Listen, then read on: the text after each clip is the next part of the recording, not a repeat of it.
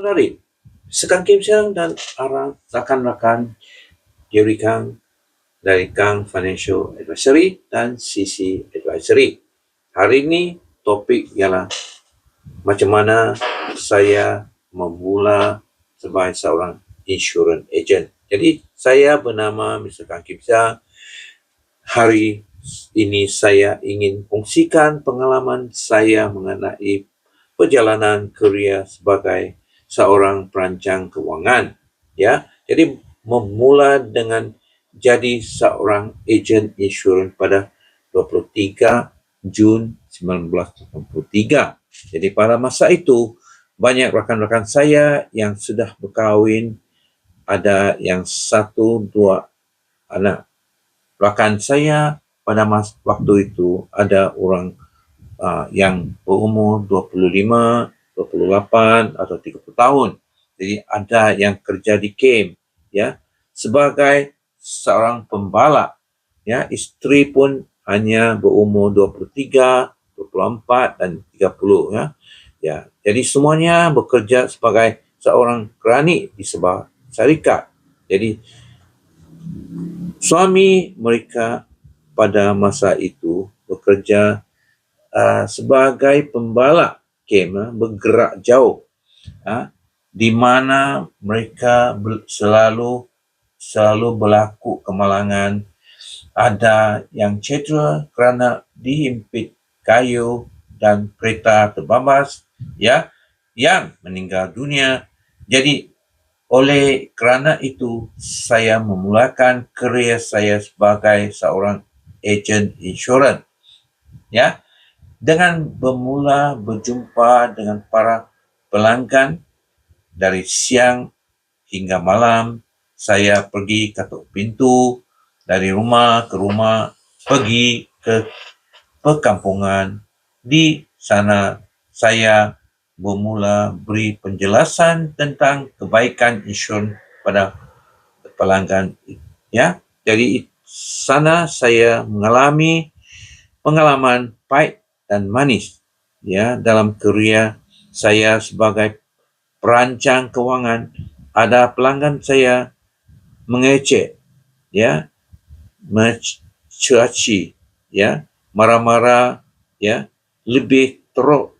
Mereka kata insurans tipu, haram dan lain-lain, ya. Pelanggan saya mengatakan pakciknya atau rakan sudah jual insurans kepada dia dan sudah beri dengannya, dengan perlindungan sebanyak 50,000, bayaran sebanyak RM200 sebulan.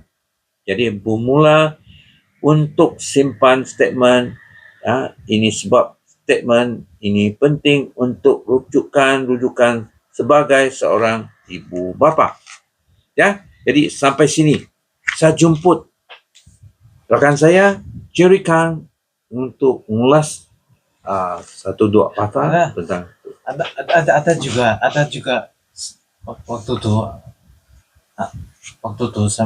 Mr. Kang pun ada mengalami masa demi masalah. Ada pelanggan lain yang memberitahu Mr. Kang waktu itu. Dia cakap saya ada beli dengan orang lain. Plan yang sama, 50,000. Doa yang RM200 sudah diberi premium sudah dibayar. Kenapa selepas 2-3 bulan mana yang pergi orang tu?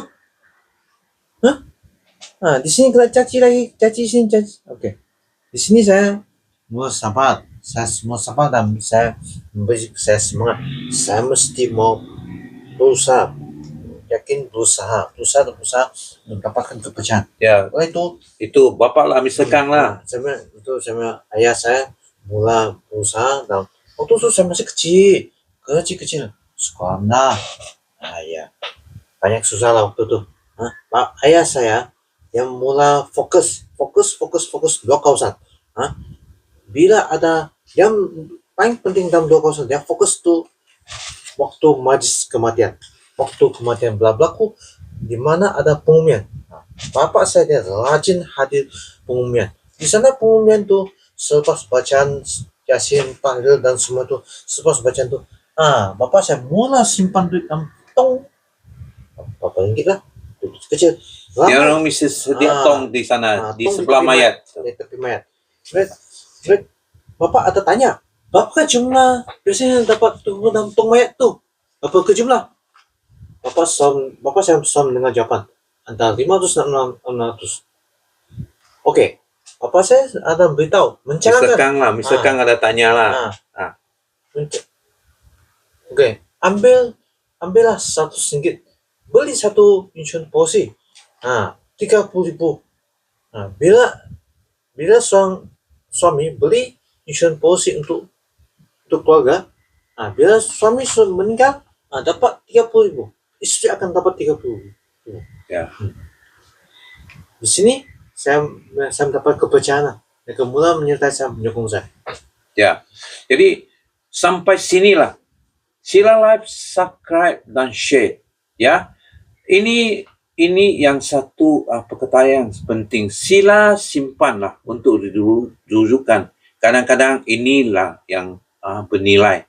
So ini bukan senang diciptakan. So berpuluh-puluh tahun ini mau cerita lama ini, ya. Jadi sampai sini. Sila like, subscribe dan sokong, ya. Terima kasih.